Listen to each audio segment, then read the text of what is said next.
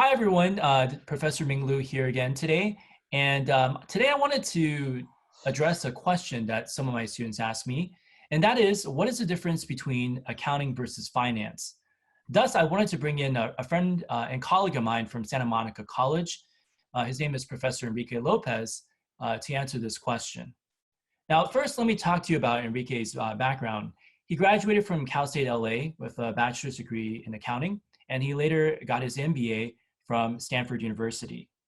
Prior to becoming a professor at Santa Monica College, Enrique worked at a number of prestigious firms. He was a senior auditor at the Big Four CPA firm Deloitte. He was a division finance director at Pizza Hut, a manager of operations and financial analysis at Disney. He was also executive director of financial planning at Panda Express, and finally a VP finance at Porto's Bakery. So he's had an accomplished career, so I can't think of anyone more qualified to answer this specific question. So Enrique, thank you so much for coming to chat with me today about this question, and also to share some other helpful information to my students. My pleasure.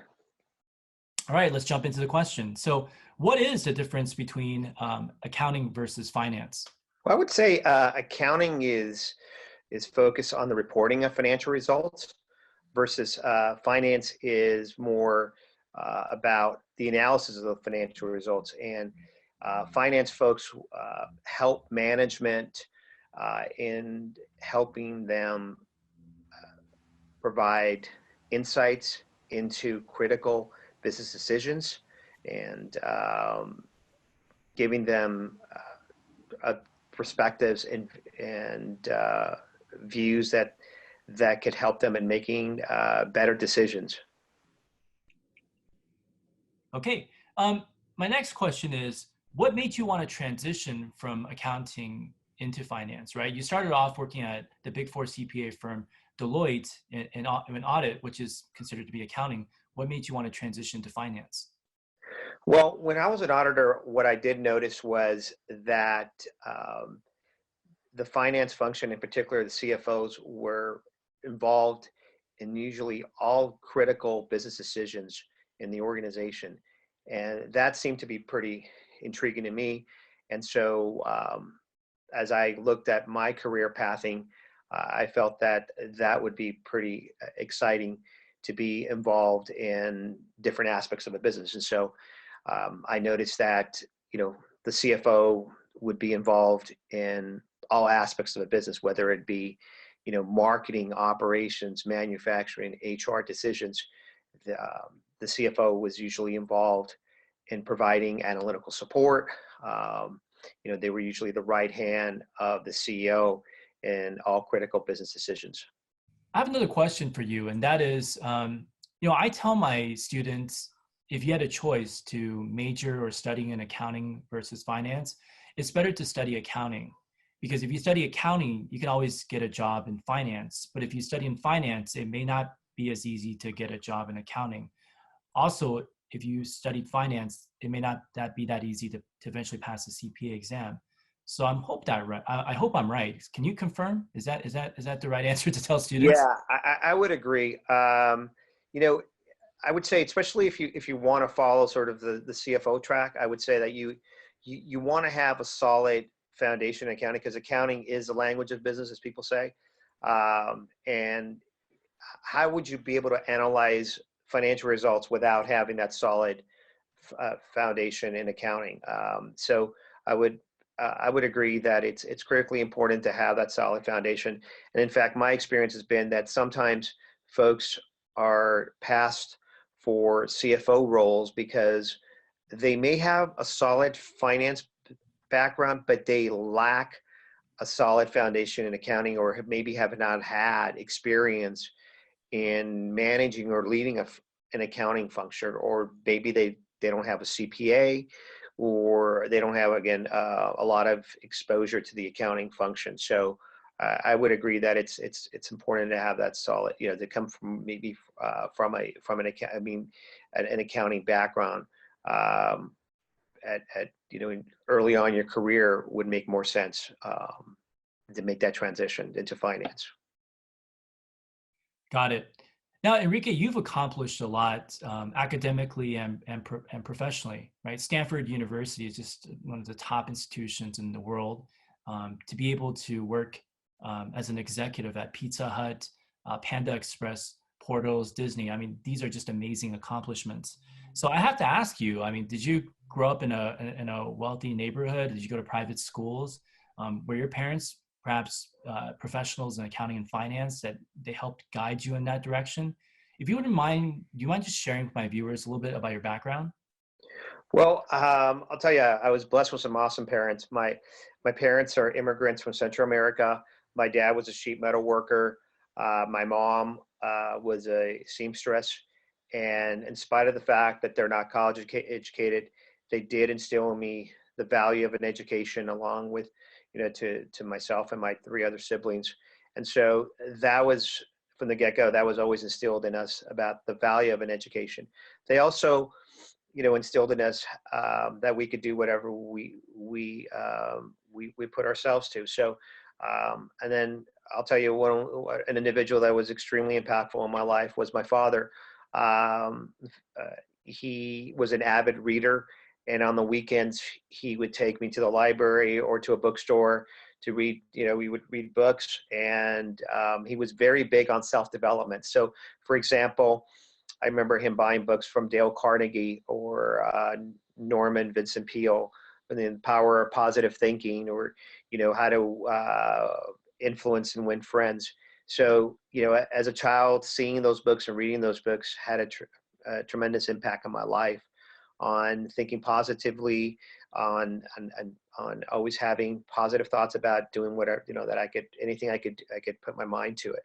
So we didn't live in a great neighborhood, and there were not necessarily great influences around my neighborhood, but having those positive influences in my life at home had a tremendous impact in me, being successful in the classroom and pursuing education as a way out of where where I was raised.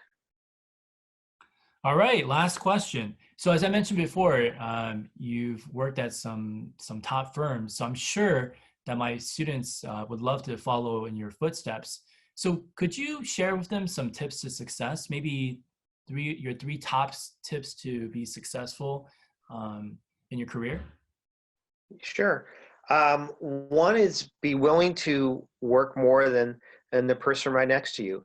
I mean, I think, again, probably I got that from my father, but I would say is in spite of any circumstance that you face, is just be willing to do more than that person next to you, whether in the classroom or at work. And so whether it's in the classroom, and if you're willing to stay up at 1 or 2 o'clock in the morning to study for an exam, be willing to do it. If that means that you may not go to a particular party or something, be willing to do it. At work, if that means that you may sacrifice going somewhere on the weekend because you're having to do a project for work, then you need to do that. Be willing to take those tough assignments, for to prove your capabilities at your job. The other thing is that I find extremely helpful, that I find that a lot of people don't have, is self-awareness. So be self-aware and be humble enough to look at yourself and seek those opportunities inside yourself to make yourself better, and to take accountability for your opportunities. And that's extremely important. And then the third thing is, I would say, is to be willing to serve and develop others.